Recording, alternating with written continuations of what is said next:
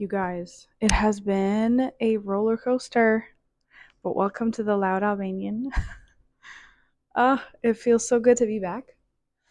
Um, I feel like I have so much to tell you. I feel like I've disappointed you because I've been gone for so long. I'm not gonna lie, it's been a great feeling though because a lot of people have asked when the next podcast is coming, and it makes me smile, and it's so interesting how good things are. How quick this has all like come together. Okay, so today, honestly, it's kind of gonna be just catching up. Um, I love these TikToks now that are like all over the place, and it's like a video of like a girls' night in, and it shows like videos of food, and then it says this and yap. I feel like I want to call it that. I want to call it pineapple juice and yap, right? Um, I mean, I do have a topic in mind. I'm so sorry. I'm kind of scarred because not last time, like this first time I think that I recorded the podcast, my little cheap 50-cent microphone from AliExpress died. I had to record it all again. And I had two that I charged. And I realized the one that I took with me to Europe doesn't work anymore because I had it in luggage in case I recorded when I was there, and it truly never happened. Also, I was yesterday year old when I realized that this is my good side. Okay, what are we going to talk about? I don't even know, honestly, what I have notes in here. I didn't do any notes. I was like, it says go with the flow and have fun. Okay, I did change my mind though about the topic like a million times. But it's truly last time, wow, last time I was here was like a little bit before or after my birthday, so around June, beginning of June. And we're in September. And a lot hasn't changed, but I feel like a lot has changed at the same time. Kind of where I'm at right now, mentally, spiritually, physically, all of that. And we're going to talk a little bit about my trip to Europe. I have learned a lot about myself, I guess, in these last 2 months. Um, Last time that I was here, I was getting ready to go on a family trip to Europe, and I was so burnt out from a lot of things. And I just needed a vacation, and I needed to see my family, and I needed to see like familiar faces. And that's exactly what the doctor ordered because it was perfect. This was the first time actually going together somewhere and not me going back home and joining everyone. It was nice to kind of have a little bit of time for ourselves. A friend of mine, a coworker of mine, really gave me this idea of like, she kept wanting me to talk about the trip, the trip, the trip. A lot of people wanted me to, but then something she said like really made me think on like how I manage to stay connected to my family that is basically scattered. I'm far away from everyone. I'm on my own. And how do I stay connected?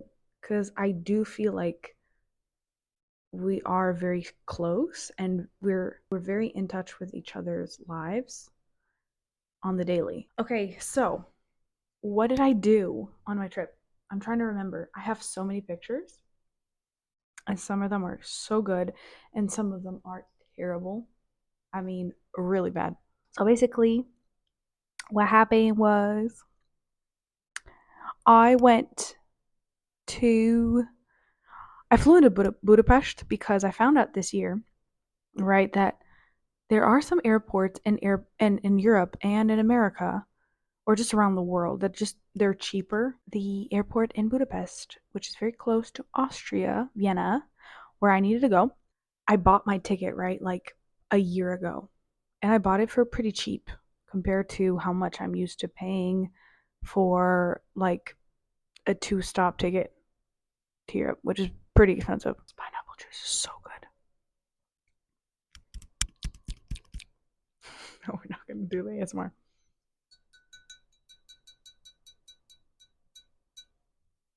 Okay. The trip was nice going in, right? I flew in very excited. I get there and there's literally not a single soul that speaks English. And Hungarian, if you know, is one of the most difficult languages you can speak. Finally, right, I found someone that I could speak English to. Right before I do that, I realized that I did not take the time to buy a roaming package for my phone. So, because last time roaming, or maybe I'm wrong, but I believe roaming, just the moment I had turned off my airplane mode, roaming had just appeared. So I was hoping the same would happen. Big mistake, okay? Never go anywhere without roaming. So yeah, there was a lot that happened in Europe, both bad and good. I almost got lost twice. My brother literally thought that I was taken. Then we missed our Austrian Grand Prix, which was literally a knife to the heart. It was terrible. We didn't get to see Leclerc. We were born and raised with Formula One. Our dad was like a huge Formula One guy. So basically, my Europe trip was mainly time with my brother. We really wanted to do like one-on-one time with each other. We get along really well and we're really close. Now he's an adult and he's a student in Vienna, and I just really wanted to connect and have some time to appreciate him and just celebrate him for the things that he's done, and make memories together. And the rest of the trip was just with my family all together in Vienna, which was amazing. Got to see the city. And me and my brother were able to go to Paris and get some really good pictures. We had an absolute crazy experience where our flight got delayed by like 13 hours, and we ended up sleeping at a stranger's house who was the friend of my bestie, who was just a guy that lives in Paris, and he opened his house to us.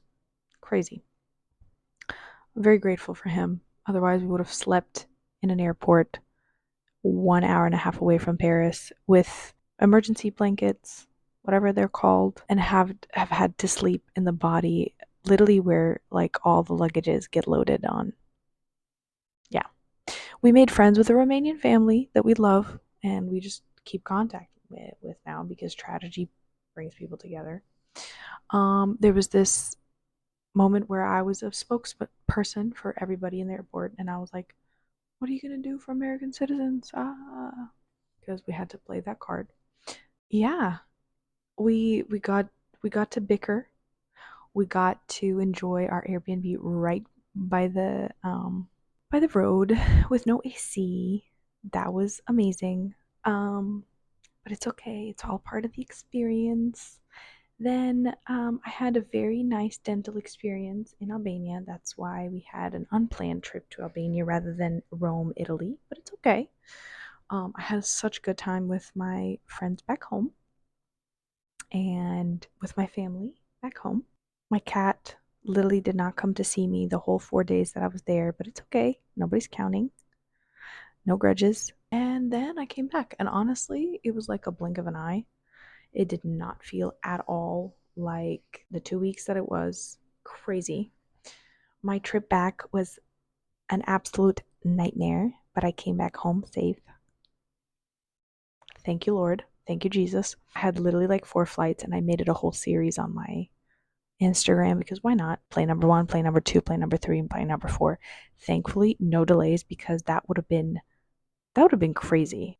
Anywho, the moral of the story is that family is important and you have to make time, no matter where you live and no matter what your circumstances are. To be honest, I learned a lot about myself and about my family during this trip.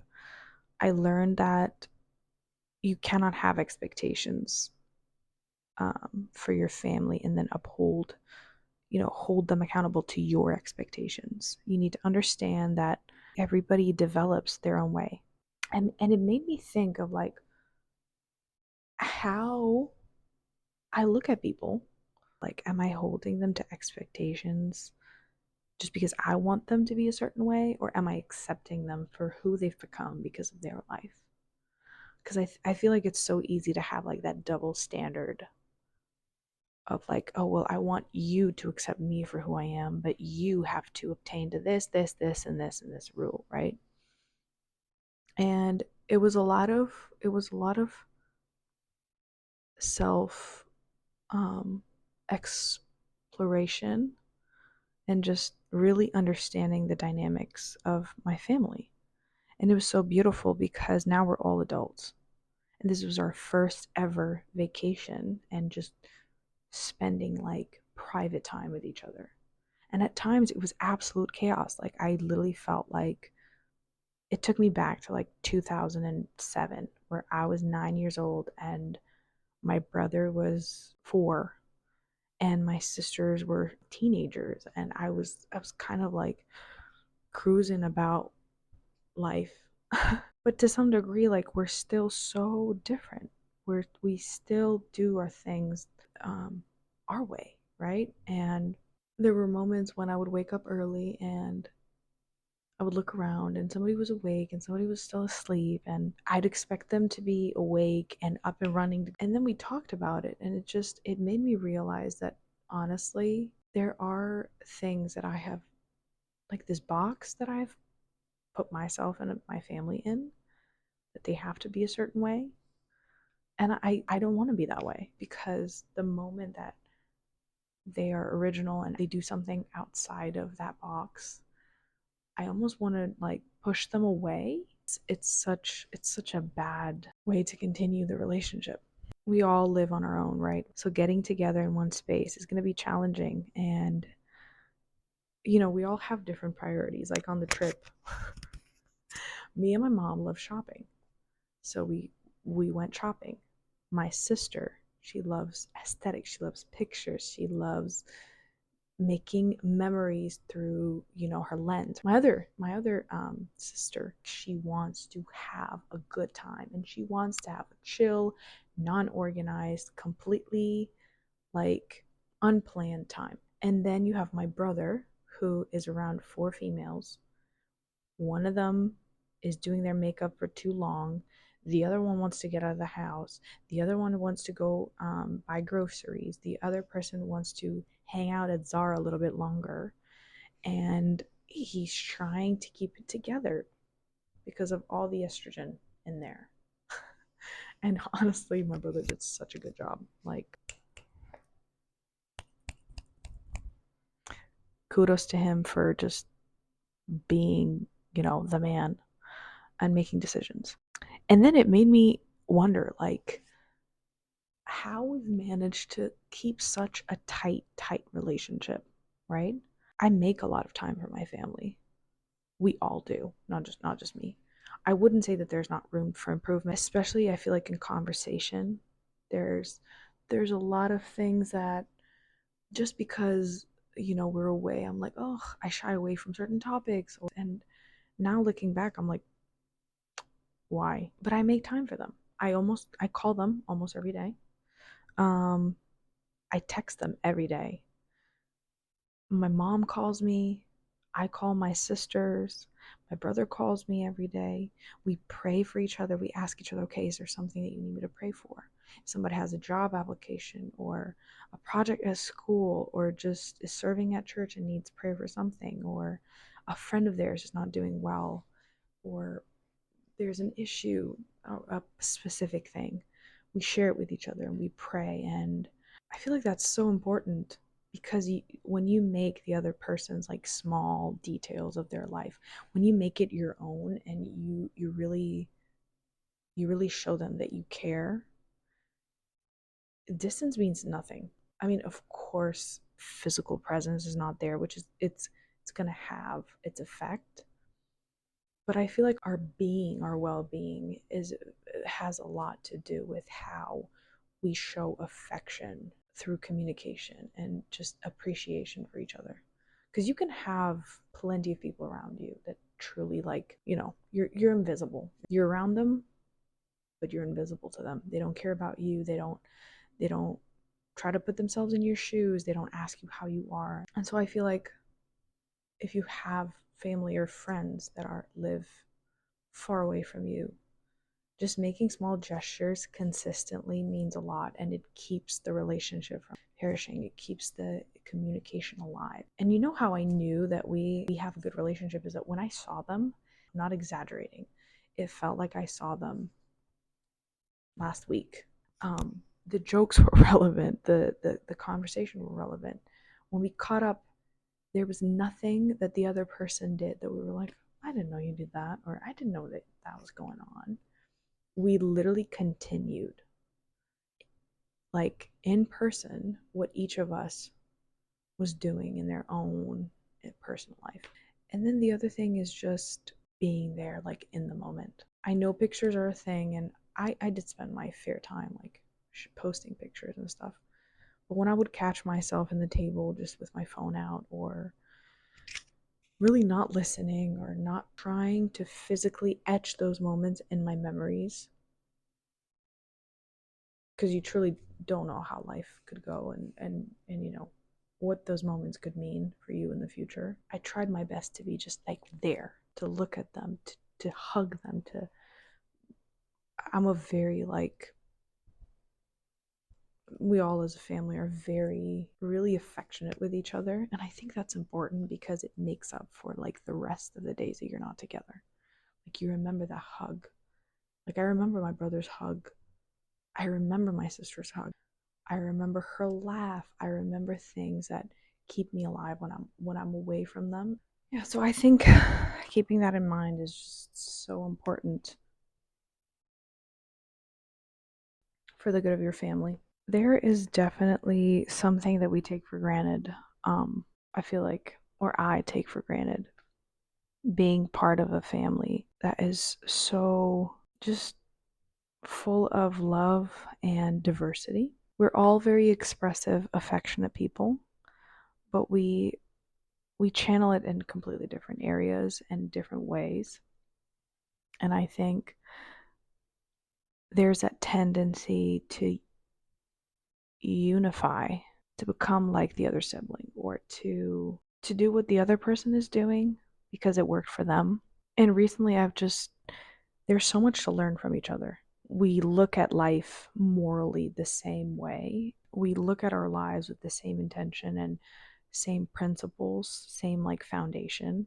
We can go to each other and be like, hey, do you have something that you would recommend?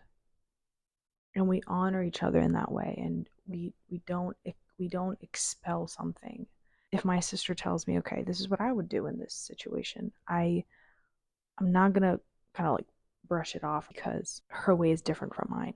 I'm gonna take it, meditate on it, try to see if it's relevant to my situation, and maybe embrace it if it's something different, because clearly if I've done it something over and over and over again, it hasn't worked. They have something to offer. And specifically from my mom, I would say that the older I get, the more I see where she's coming from. The more I see that life is just not black and white. And the things that I used to expect from her when I was a child are not really what it seems. And it's kind of given me this perspective to have grace for myself. There's definitely things that even now I don't see that are coming my way.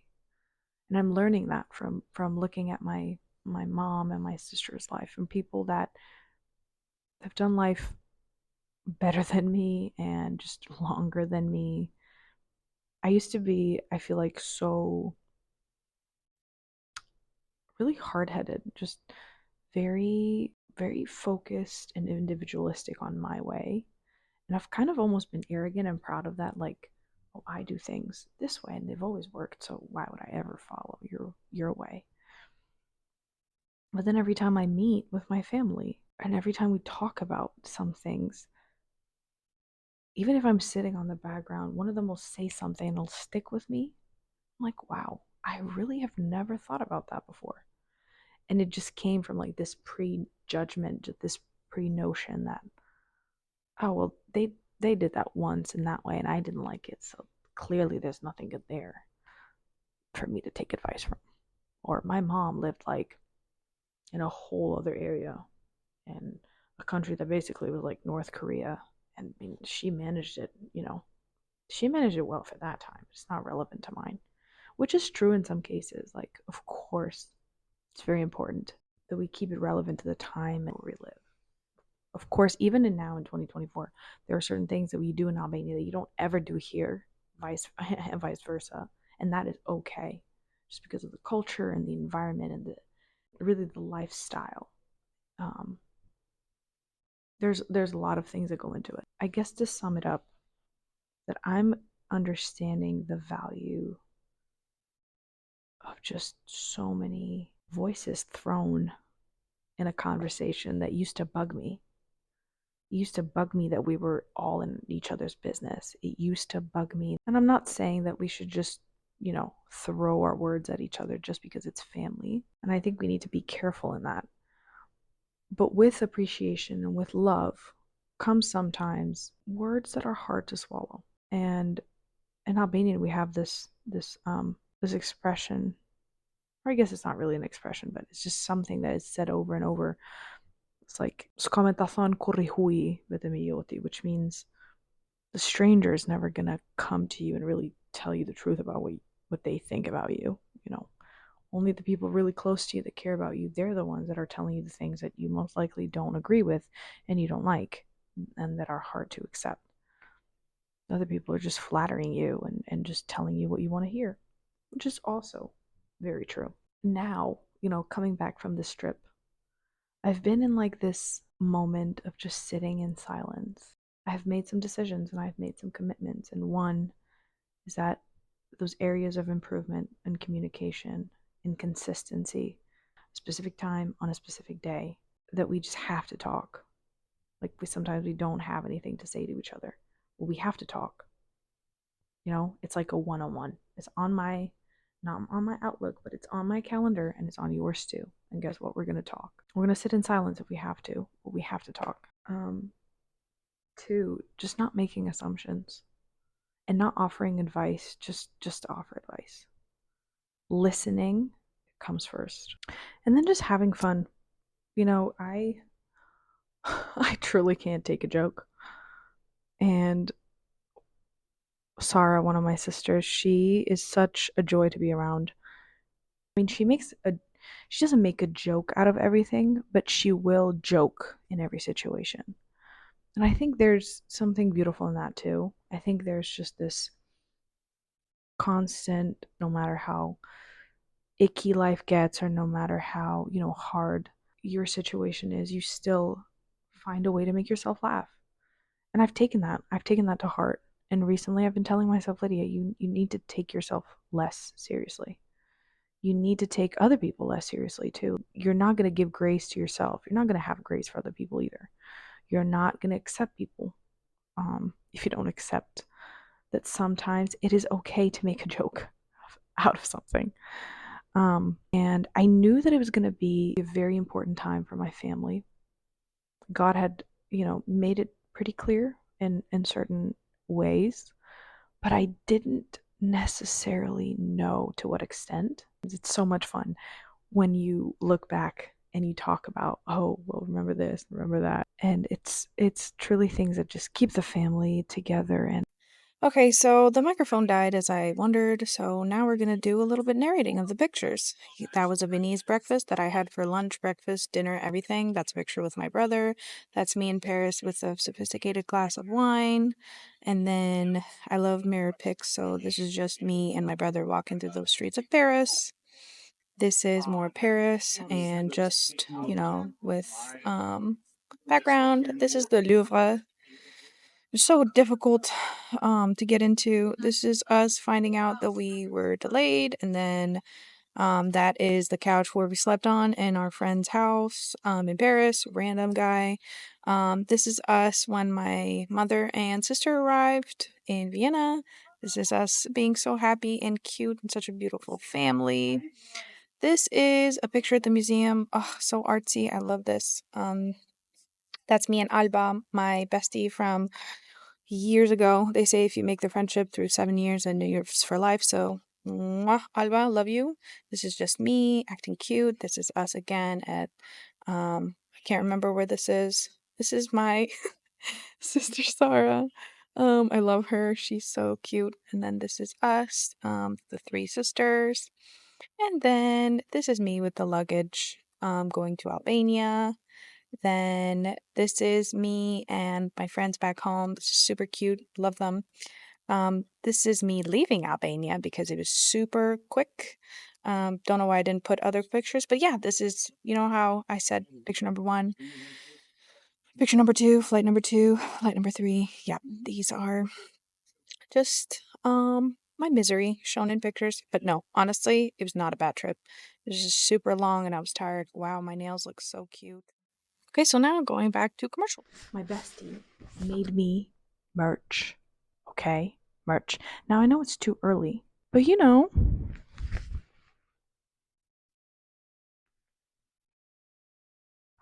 has, the flag in there. It has the vinyl. Yeah, so we lost connection again. It's such a joke. I will need to spend more money and not be frugal with my microphone. Anyway, I'm showing you the cross and the Bible and the coffee and the wine glass and everything that basically consumes me and my entire being is in that tote. Thank you, Sophia. Love her. If you haven't checked out her business, it's called Dove Jewelry or Dove and Company. Hee hee. Okay, and then I think here I'm apologizing that I've been gone for too long and that I will be here more often and that I just love you guys and thank you for everything you do. Okay, bye, ciao. Mwah!